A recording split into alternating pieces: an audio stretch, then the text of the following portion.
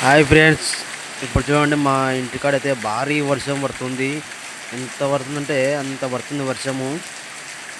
నీళ్ళు ఎక్కడే నీళ్ళు ఇక్కడ దుంకాల్సింది అంత దూరంలో దుంకుతున్నాయి నీళ్ళు.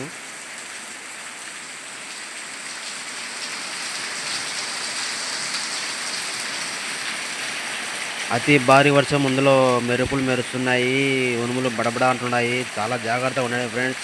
నేనైతే ఇంట్లో ఉన్నాను.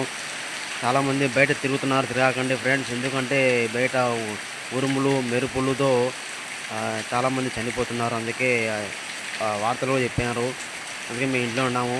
బయట కూడా పోలేదు మేము.